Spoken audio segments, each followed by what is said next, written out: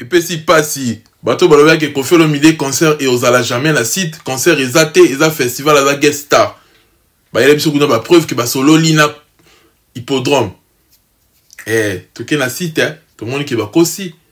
Moni la vérité il y a toujours malin ben escalier et puis komaka. Le couteau de en ascenseur. Banaliste, il faut bosser l'attention. Bah wario bana on a pour ça la ngote. Pour ça ko ça wana ke boko ça kapo ba sepela non. Wario alingo c'est vérité. Au PC information est solo. Wario alingi actualité a fali. Et puis mélomane peut avoir bonne musique, on a pour ça la vérité. Et dans la Wario ou mélomane a bonne musique, on est quand pour sa vérité. Token on a site si ma to analyser. To analyser peut sur faire ebola. Ba viezo matedo kita. Ba viezo mata et to éviter. Manque na ou pas. L'artiste le plus consommé na Inde, c'est lui. To la Sabino que fallait pour pas, il est le plus grand de tous. Yango ba zo ba ki peleke so ya osa ma mnyo so ba osa la wana. Toleka.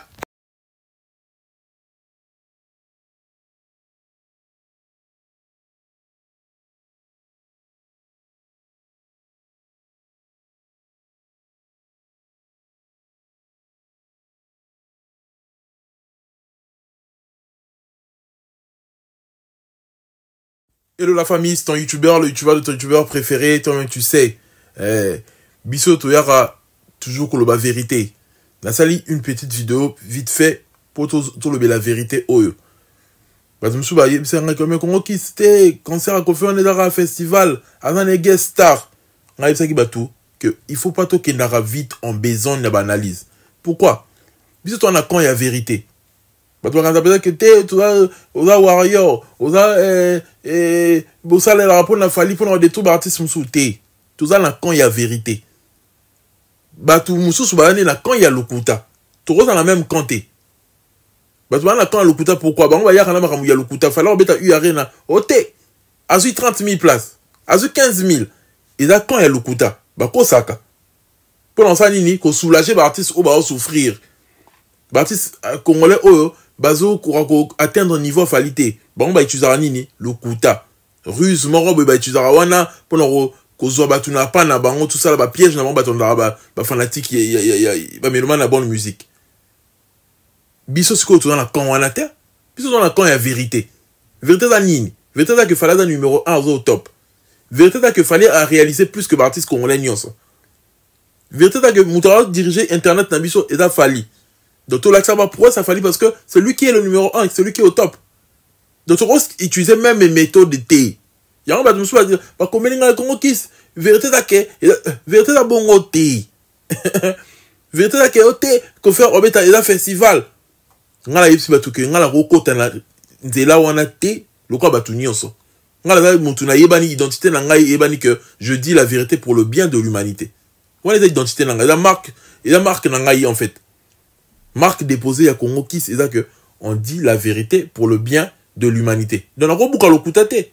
Na été sur ba comprendre nga que nga la robuka sur lokutate. Pour na le déjà que je dis la vérité pour le bien de l'humanité. Sur ça au buki lokuta. Au moins que ba oh mais la vérité, c'est qu'on est comme lokuta. Na la vérité, je dis pas la vérité pour Fali, je dis la vérité pour le bien de l'humanité. Donc ça Fala sali likambu ya bien, et ça bon, faut là insister que ça bongo. Pour preuve, toi tu vas qui na marambu ya Vivendi bon mona combien d'émissions tu multiplies. Pour toi yebi que ça qui ça lokuta va créer qui contre Fali pour pas. Que était francophonie, Zakari mutu asali ka longo la faire, tu défendre Fali na ndenge nyo so boyebit. Parce que tout ça on a pour la vérité. Toi on a pour la gars individu non. Les Fali sera zaté dans biso tiki YouTube quoi. Ton tiki YouTube ta. Ton le barak la vérité. Ton le barak la vérité. Parce que là identité na yo en tant que journaliste, so ya ki la vérité, au continuer la vérité. So ya ki la mensonge, au continuer la mensonge. Ngala ko ta sko la mensonge té. Y en a le bain batuke bo kende vite en besogne té. Et c'est plus de réflexion, plus de maturité, plus de compréhension de l'analyse mususu. To ko ba ya on a té que pour eza Koffi aza jaloux Fali to yebiango on a le bango tout le temps. Que tu vas le conseiller makambuke non et Koffi Olomide avec ta festival. A bouquet tout ça ba mususu ba na bongo ba journaliste belé boyebit. Ba na bongo ke oté a zu sal wana té a réserver en oté. Na kena hippodrome la touni ba yebi makamba Koffi té. Boyebit. Après comme isusu Ok. Qu'on fait un festival. Tu comprends le changera le langage bon au tiwapi. Tout le vérité. Ce que nous, moi en tant qu'un fanatique de Fally, je ne veux pas que le pour la Fally, non le pour l'artiste m'souté. Même la critique on a ça pour l'artiste, il y a la critique m'envoyer juste avec logique. Il y a la critique il y a recours c'est la bâtiment Kambout. Nga recours t'es là on a été. Vous comprenez un peu? Donc là bon, là mutu a une identité chaîne là yé. Mutu so ayebanaki déjà na maramba lokuta, il faut atika na lokuta. Parce que ayebanaki déjà na vérité, bah a comment qui ça le va vérité. Parce que boli comment qui a côté na lokuta. Et ça je m'adresse à ceux qui sont venus. Il y a d'autres commentaires que j'ai effacés, mais il y a plusieurs commentaires des gens qui comment vérité là que vérité ça ndé ni bon. Faut to réfléchir après un mot tout ça ça mou tout. Ni nous insister sur les comment que et la vérité mais et pourtant surtout réfléchir dans tous les sens et la vérité. Tu vois il y a le coup de tête quand même. Fallait dans rien à foutre dans ma Kofi. Stade de France, il a fallu et là le plus grand événement de l'histoire de la musique congolaise. Toi la tine dans la maramba Kofi t'es la marmonaye alors si ça envoyé moko. Alors si ça envoyé moko, fallait n'a rien à voir dans la marmonaye. Rien à voir. Donc ça ne sert à rien que tu recoses les maramoro boy. Non. Rien à voir marmonaye. Peta asa asoki nini eza makamuna ye batune basa il arrive communicateur ne basa il arrive promotion basa les promotions Fally n'a rien à voir parce que ça ne sert à rien que to kota na lukuta morobe ngaba mtu qui na la sens à lukuta na mona ke to qui na sens makamba golo basala tout eux qui na la sens à lukuta na mona onka et comme il a la sens ba golo po nzela na bango ya minka ya lukuta kaka ya kosaka ya kosaka soki ndeni parce que déjà artiste bango artiste ya lukuta mutaman kiona donc maram tout là ba fanatique ni ba kena la sens à lukuta mais ba warrior et là ba fanatique bon ba réfléchi. Fally est en train de faire des choses que nous pouvons palper dans la réalité. Ba réalisation Fally mutuno ça palpe par ngo succès Fally tonzo voyager au monde ngo et tu as un succès ko tu vas tout ni comme artiste qu'on va tout na ra Fally Dieu yebani partout quoi. Et puis même la réalisation la chiffre la nuance on voit la réalité du succès de Fally. Donc ça ne sert à rien que Moutada pro Fally ou un warrior ou nini à côté na nzela et lukuta parce que nzela lukuta ils ont la sens moroté. Ce que là tu boy. Ngala yebsa ba tu dire que ce que concert il y a Kofi il a festival on a fait un combo. Est-ce que Moutada ayela biso combo festival en ayela biso combo festival té. Mais bah toi liga biso tout ça la même analyse. Tout le bakeda festival tout ça ndeti ni bon tout ça to ngala ko ça nga bon te pour normalement na nga ni te na ko créer le roman ya lukuta na c'est pour na c'est pesa banane est-ce pas voir même yepsi bino ba yepsi batuke te to na pour ça beaucoup ça biso poto c'est là non ba voir ba na pour ça que ba yo ka vérité sur artiste bango Fally ba mais la bonne musique ba na pour ça tout ça là autour des réseaux pour na ba artiste na bango c'est tout. Mutana posa yoka lukuta zata na limité à so batu wana posa yoka lukuta baza boyela nga na commentaire boyela nga yoka na yoka posa lukuta turbano yela bino ba lukuta kasi batu wana posa ya vérité nde mutu esungaka la vérité affranchie bibi kuto yelo bango bonde nuit baloko sabat balwa que le père du mensonge il a Satan parce que mudé ni biso tona quand vérité pour nous affranchir batu bibi ni so de côté ça sur lukuta na kata vérité non. Si tu es en wana, il y a hippodrome et confirmé que Kofi Olomide dans un concert na hippodrome de Vincennes. Bah tu maintenant que nous sommes information il y a hippodrome de Lochamp. Tu veux ça va tout ça bon côté mais bah tu vas insister kaka. Tu vois ça musala boete. Faut le ba vérité resunga biso et sunga communauté na biso. Et ce que nous ne voulons pas qu'on fasse de Fally, tu vois ça en pour la badinga msouté. Dans le sens nini, dans le sens que c'est la batu makambo. Koloba vérité, ko critiquer, c'est bon. Mais tu recos ça makamboté. Il y a un moment si je wana, batu mi ba convenir en privé, Congo Kiss neno lobby que le ko na festival té, tu to que ne vite en besoin té, lobby on pour batu belle ba convenir en privé, mais la lobby na batu que ngai identité na ngai, marque na nga déposer la vérité. Dans la recos ça souté. Né dans le baradia que la vérité pour le bien de l'humanité, faut-il qu'elle a bon jour encore ça. Bah toi moi là que non mais le vérité pour le bien de l'humanité, t'as né ça. que tu as des nini. Na bato ba lo ba bango bongo. Et bon melanga yi réputation. Il y a tout ça là toujours prudence ou to alango toujours yaro. Ça banalise o et ko éviter ko bon melabiso réputation. O to travailler dur sur yango, visibilité to travailler nango, makasi pour na loba vérité kaka. To finga kate, to loba ka vérité. Donc et c'est quand tu tikala na même lignée wana ti sukapo, si on était to décourager ba to o balanda abiso. Yango la bo moninga na côté na sujet wana te. Festival et bah dans combo lango fou batouba ba combo festival lango et puis festival ils ont un artiste belé festival ils ont artiste comme mon côté ceux qui confient dans la guest star festival ça veut dire qu'il y aura d'autres artistes avant lui. Quels sont les noms de ces artistes là? C'est quoi le nom du festival? C'est quel festival? Festival tout dans la combo Afro Nation festival sur des grillades festival de Nini et tout dans combo lango les ardentes etc. Dans la moment boy, ce festival o ya kofi za komoni. Bon moi te que dans son sté, on ngai ngapa na substé na bilo mo boy ke na mo na ngoke analyse so na sali yango e ya créer ngai lukuta mo boy na nzela na ngai bomelanga réputation. Yanga bandeko o ba tela nga ba commentaire bo limbisa ngai soki bo comprendre ki nga bien te nga la kota kana lukuta te. Ba tu so comprendre nga ah nini comment ki ça sala analyse mo te na batunyo so boy ndé nini. Ah comment qui ça ça batumsu ba comment na WhatsApp na bi c'est ça même analyse parce que il faut tout ça analyse moi est vrai tout ça analyse moi est fausse un jour il go rattraper biso na la boya bilo qui rattrape ba tout un jour na éviter lo ko na makasi ya on tout tika la kaka na vérité bolimbisa ngai eza lo ko na ngai identité na la pona koloba vérité ça que ko folomide abeta cancer na ye na hippodrome. On est la vérité. Arabe ta cancer naie. Alors, tu roba no kota te que tu ko ça parce que fina ka comique arabe ta cancer. Hippodrome a comique arabe ta cancer. Ba tout ce qu'on a bimisi image que non, oh non ba sola qui na hippodrome. Ba on ba yebi vérité place ba zui makambouana. Pour makambo réseau social le kuta pe ko makase ya mutu so ko inventer le ko na ya et bimika que non azo qui information. Mais est-ce que c'est vrai? Ce que si tu en numéro est confirmé. Et là, on peut créer doute. Et là, manque de professionnalisme. Il y a Kofi Olomide. Pour nous, tu yebi maramita moula lelo. So quoi annoncer, bah, moi, si tu faut annoncer au même moment que eux. Au même moment que eux. Mais ce qu'on a mis, Kofi Olomide, si tu es annoncé après, il y a créé doute dans ma bateau. Ah, c'est que Kofi Olomide, ça n'a pas la boue. C'est ça aussi. Parce que c'est un peu professionnellement pour créer un doute. Oh, tout est. Pour créer un doute. Oh, tout est. Mais la vérité est que 80 000 places wana ngala mona na ngate to 100 000 personnes wana ba uta wapi soka saliango yango na lobaki to tongo au conditionnel soka saliango c'est qu'à sali exploit pour artiste à âge naie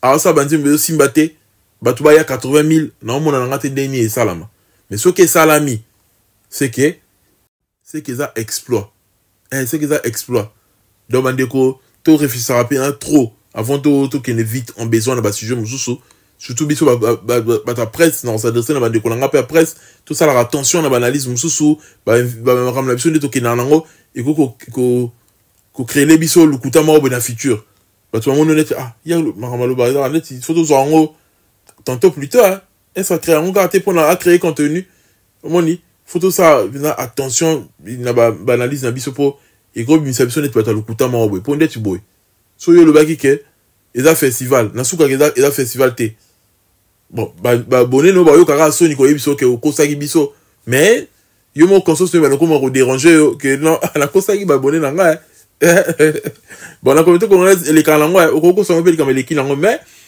ba to ba bien la conscience éduquée net ba biso boy et conscience ba no déranger nga mamunyo so na lo ba ju fallait za ba vérité tout na lo baka na kosa eloko mon côté na lo ba makambu na ba fait na ba vérité kaka eza identité na pona bon o pa poni na lukuta eza identité na ye ba continuer ka bongo eza un problème té côté musu ferré manque na na makama ba vu ba on va comment consommer na Inde eloko bomi mo bondo ya faire eza nini et là ba facteur ébélé eza ka raté le fait que a raté URI nango de bomi gaz nango wana peza na un facteur à liboso pour nze moyen là qui dessiné pour na ko motiver ba fanatique ba kende ko somba ba ticket pour na U Arena mais U Arena ngo ba annulé yango manque faute de vente de tickets bah ticket te kamité faible vente faire attaque qui 2600 tickets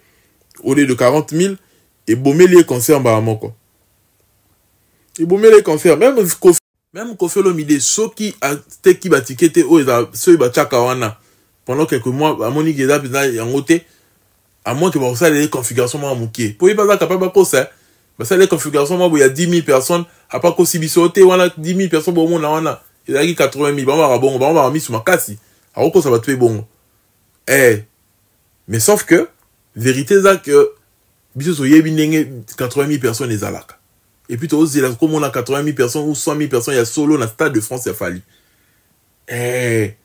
donc Marombe qui n'est pas dans le banc bientôt Fali va annoncer bientôt Fali va frapper fort et il va annoncer le stade de France et place net bato ba mona démonstration de force to yebi ko to ba warrior ba rama casse na mwana oso ba ticket le premier jour ni ba sala que si tu as eu Arena et Bega si tu vas ko kansu ko gérer ngote po forte demande dans ndenga solo forte demande dans ndenga yaman ki onate ya ndenga solo voyez un peu donc yangana Fali a tellement au sommet que na mona ko tiena ba petit débat oyo ya ba to ba budana no ko fa na commencer à 3000 likes après quelques jours petit 3000 likes na Instagram artiste bon encore inquiété mutunini inquiété artiste net nani na ki le coup de faire la plus de visibilité que na réseaux sociaux na ki le faire a la plus de visibilité que Kofi il n'en soit dans la plus de visibilité que Kofi na réseaux sociaux donc na éviter peut-être Kofi fille kala ba mère wana ba mère na biso pour maman nga fanatique à Kofi maman botinga le bango peut-être mutu ba okene mais na ba ajo ba komi na ngwana ba mikongo pasi kingo ça so nini yango est-ce que va okende point d'interrogation les lots pour l'automne ça va salouana et si on a un public mort jeune public jeune et yebi ko so mama dans les réseaux sociaux et puis oh il a l'énergie il y a okene concert hôtel concert de 17h à 23h soit 14h à 23h mutu bato âge troisième âge ceux qui bato 60 et quelques wana bah ça on déni on connaît ça on passe moni donc tout à l'année maman et souka mais biso to la date oyo et refaire rayonner musique à Congo et là c'est une nouvelle génération ben là mutasimba quand on a Fali et bakasu kilo la musique à Congo po il y a rien à game et souki nango mais loko là fallait ça mutumba dans la challenge un challenger a toujours efficace à luka ke na biso tina stade de France pour il y a rien à ngwana no so beta poto pour l'axi il a payé un sommet soit baxi sous stade de France voilà pédako place game pena et souki pena na nenga solo pour stade de France muta oser ozalate il y a rien noté qui ticket bon OK na stade de France deni osa deni voilà un peu donc il a facilité ba ferré ba mi pesa kaka na balukuta na bango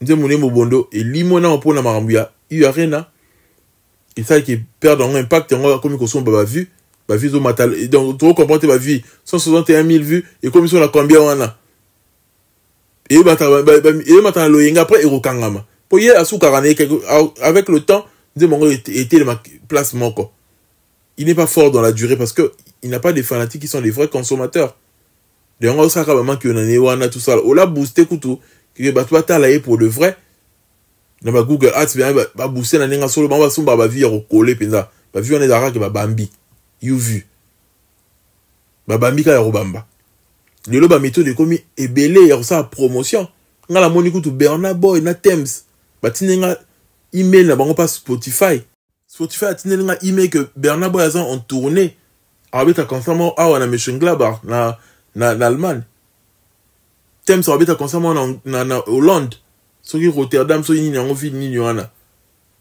donc Spotify comment ça tient la promotion pas Spotify pour la mito Spotify ads pe komi Spotify ads pour un artiste il komi mais bien que il a bien trop efficace c'est net des batu booster na bango na ba Instagram batu lien même batu na Spotify On a écouté un boost il y a mieux par rapport à Spotify Ads, par rapport à la recherche nasali. Voilà un peu.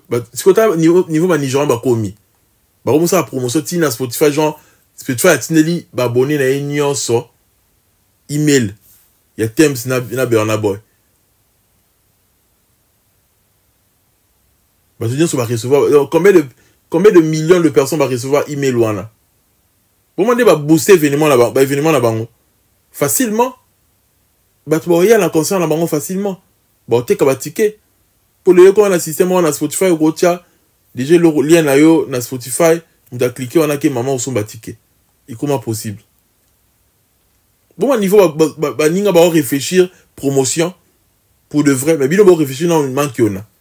Bon réfléchir dans la son ba vu. Bah toi mon a que la salle ba vu belé. Ndi muso zo beta kaka. Mi soumis ka li colonne la carte de sentiment.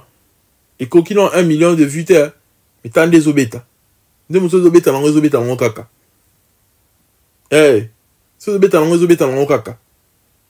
Donc et ça ne sert à rien que booster va vivre sous ben la réalité dans le bon côté. Et puis nous wana nanu to longa na makamuke il y a rien de bomiango. Facteur monsieur ça que faire rigolo là na comprendre que fallait les faire rigolo là na comprendre que fallait les na talent.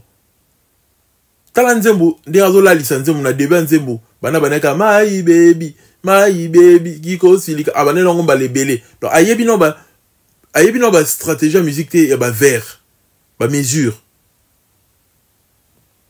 Aïe ba mesure te. T'as la falli sur ton zone il fallait dans nzoto. T'es la maman, t'es la patronne, c'est toi la boss. Aïe biga partout on a 2 fois kaka. Dans cette kaka, 2 vers. La bossa la musique na tika musique là dans la bossa ni. Il y a 2 vers je crois non, so rime exam ou ça langue 2 fois. Il y aura 2 mesures. Il y aura mesure mon côté. Mesure mon là combien de vers? 4 vers. Mesure mon côté à 4 vers. Tu vois ça la musique, tu l'as dans le commentaire. Mesure mon côté, il aura 4 vers. Au moins, sortir 2 vers, ça veut dire que ça lit demi-mesure. Je crois, il aura au moins bon, la musique. Donc, il fallait quoi, à ça, là, au bon moment, ça lit à demi-mesure. Ou à ça lit mesure mon côté. Mais faire à l'équipe, si ma yé, le banane, bongo. Mi amore, yaga, yade, azo banane, on kaka. On se dit que baby, si feeling en zemo. Donc, soit yé, n'a parti bien. Yaka na ça, parti, voilà, de la partie, il y a bien, ils ont animé nzemo. Aïe, non, en retard. À la liste, il y a tout pendant 1 minute et quelques. Ah, on a les mêmes choses. Et va faire une musique urbaine. Loin en termes de compréhension en musique, on a code, on a bien va faire. Je te jure, hein, ils étaient pour tout le bar bien fallu, mais bien là, yoki, bien pour un youtubeur, et puis il y a un artiste, il y a un rappeur, il y a yoki bien dans le lobby, Joe Vina, en termes de talent, il fallait l'équipe en musique. Tout le monde a vu son succès, mais il fallait avoir plus talentueux qu'il va faire. Je vous jure. Pour ce qui fallait dire, moi, je vais faire un lengi, je vais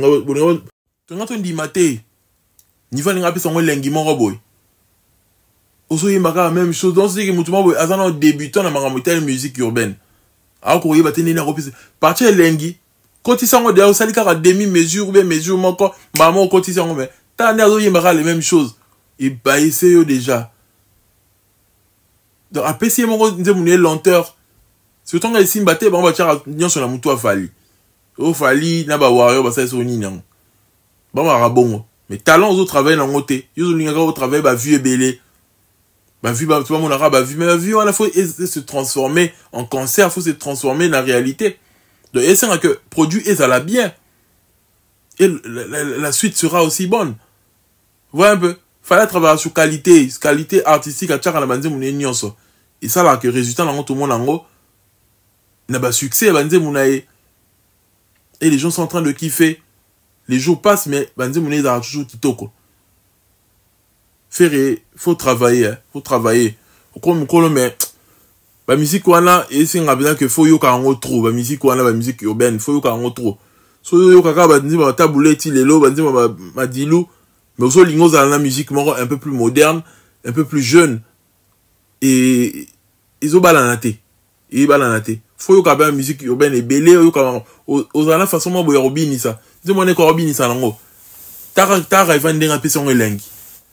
mais tala faire nenga yembi on a début tonga ninga cha partia kitoko déjà côté ya début wana et bomi dia bato bomi dia feeling nzembo côté wana ko pesa to feeling elengi ah ba faire ya on faire abeta album abeta nzembo ya français et simbate pour azane na connaissance mon côté sur makambango azane na connaissance mon côté ba ça mon ka ki boudi donc ayebi ne lo côté na makambango mambo ezo singa compréhension mais na royeba musique en bien fala ou mais anano hein pour ce jour na zate musique en vraiment c'est un chaos hein car la musique urbaine dem tu vas résister normalement mikolo nze moko ya gali grave zongi sur iyo ezongi sur les réseaux ezongi l'impact nango ba jeune wana urbain ba yebi musique na bango et puis ba ça lango bien mais la musique rumba so bolinga bo kota la musique urbaine wana il faut bo comprendre on peut bien vous comprenez bien vous savez pour faire ça la rabo nga pe na yemba kandi ba fala yemba ah yo comprendre otende mamango tambola ba mesure ba verre oyebité faire de tiboso bo beti bo tuni ba oyebi ba mesure za ranini oyebi verre za ni na yebi na yete surtout nous faire oyebi rime croisé ayebi na yete le pauvre ayebi na yete tu bo checker la musique mo bo a comprendre le côté parce que tongo zo simbate abanoko c'est la fali makambo au moins comme les gars plateau comme ko attaquer fali fala ba toutin yo mo bona banana ko travailler sur talent na yo yo mo ni ga talent ça rapport yemba makasi yemba likolo on a peine avant il y a bien quand même oui mais ko yemba pena oyo esenga musique urbaine esenga pena ko comprendre bande maramongo kindaka ba code nango on a le ba code nango tant le ba il fallait comprendre ba code ba toi quand ça il y a code nini so da kisi ta ko yemba ne musique urbaine dans la façon nango ba pré-refrain ba refrain. Et dans la stratégie, on a ça par rapport à la musique rumba. De ce qui bien te, oyo sa onka na loyenge, o sa ngo mabe, o sa ngo bien te, oyembe batu ba nze munde fera yembe la batu wana. Mami wenda fili da zodi kendo, oyembe batu bongo. I love you much. Touch body oyembe batu ba body. Tala. Oyembe batu body. Body. Oui, mais tu body pardon, fallait tika ou la musique à Congo, pardon. La musique congolaise m'a embarqué ça là, na Sony. Fallait pour pas accroître la musique folklorique, il vient de remixer une chanson avec un groupe gabonais et African Legend, je crois, c'est le nom du groupe. Ils ont presté avant lui en première partie, fallait kiffer leur prestation et du coup, on a vu comment ils ont fait la collaboration. Fallait comprendre toujours que dans la musique, il faut se renouveler. Il faut toujours faire ce qui est nouveau. Et puis quand tu trouves qu'un truc est bien, faut en profiter. Si ça vous fait la commune, et le même système, Banijan, ça là, le roi Bernard Boy, le roi la Diamond. Le roi Diamond, pas ça là. On sort un monde qui chanson, ils ont accroché, chanson, ils ont la feeling à bien. Yaye a posé voix parce que voix n'est pas commercial. Et du coup, il m'a dit, l'icolo. Par exemple, Sud-Africain, la bande de Jérusalem, on a vu comment Bernard est venu poser sa voix.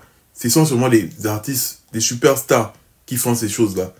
Bah, on remixer, bah, tiens, voilà, on a dit, Moroboé et Pessinze Moumakam.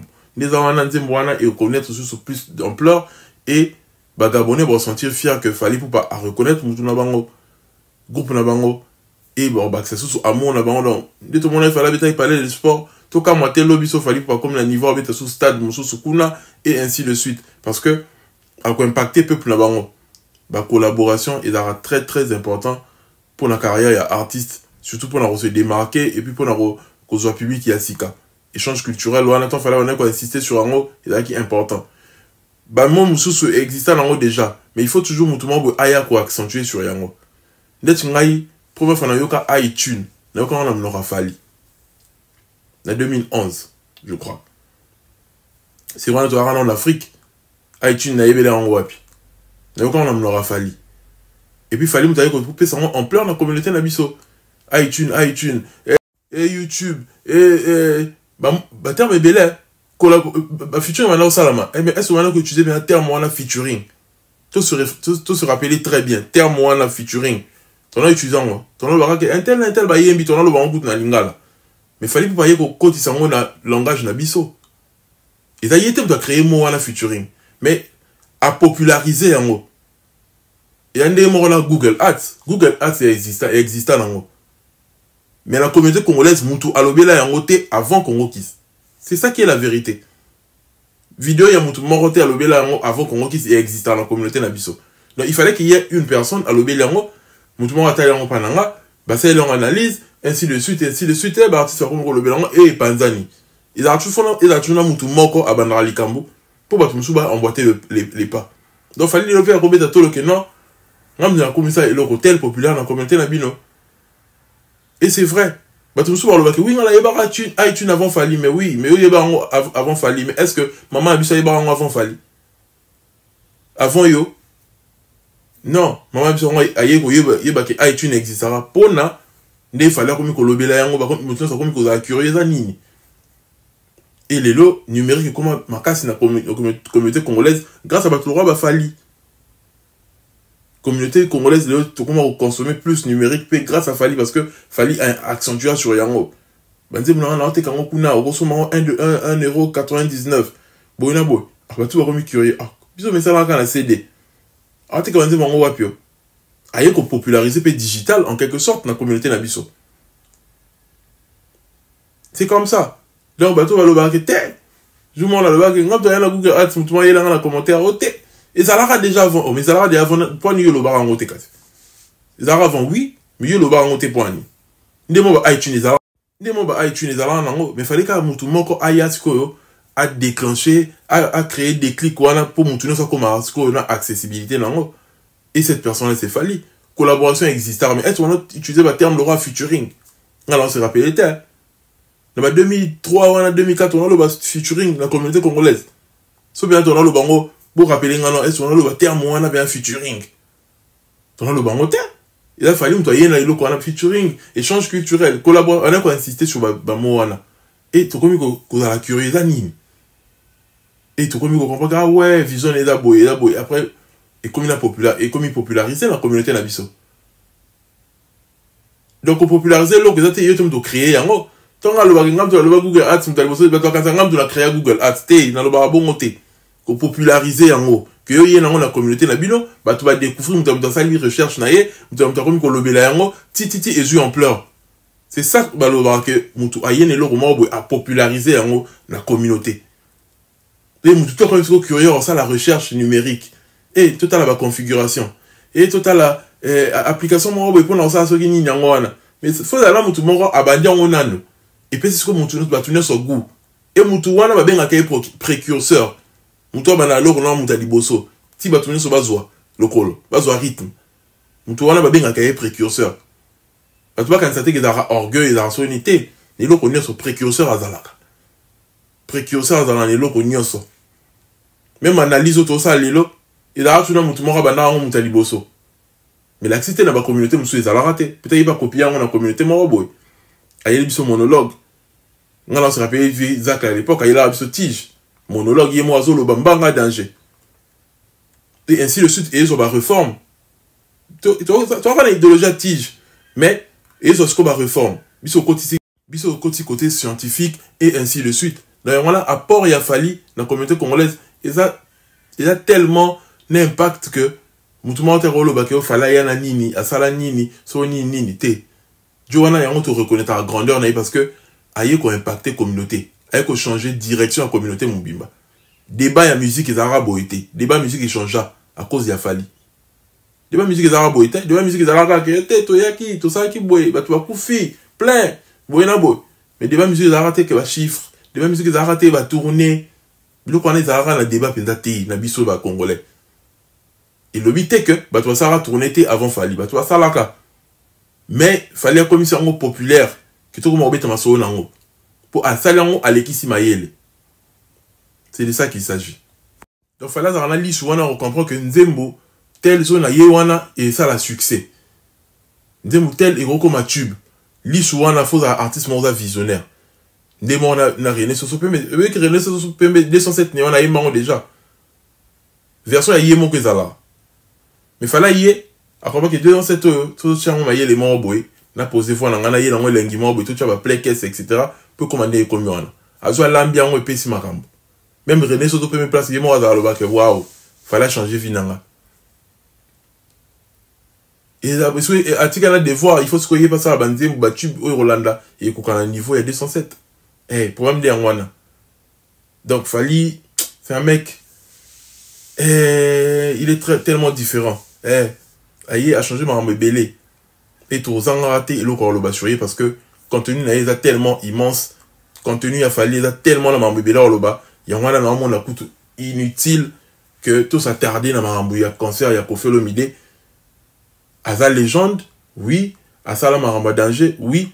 Mais les ba yusundu ba kiti na wana niveau obeta ba Olympia. Ba sa ma e koki na mungo na bango. Ye loko la a toujours un problème que non, il faut ça la mieux. Ba la o ba bota mi lelo, ba ça la mieux que ngate, mutu fa ça la mieux que ngate. Ya ngazo mpesa mutu passe ya beta ba hippodrome. Sur Simbi. Bravo à lui. Mais sur Simbi té. Aye ba kito ya. Toya. Analyse peut être ça la bien. Et puis là, c'est comme ça, on ne pas faire que, à côté, tu jamais en tendance. Bah, vu ce matara, que les pumbwe, et à mourir au kangamanango, mais jamais côté en tendance. Si vous m'avez dit, vous avez là, vous avez belé, vous avez wapi. Il est temps à diriger fanatique naïe vers numérique.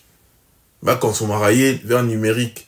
Et ça, que bah, il y a des défis, un concert plein air, un concert au fêlé, n'a qui ça.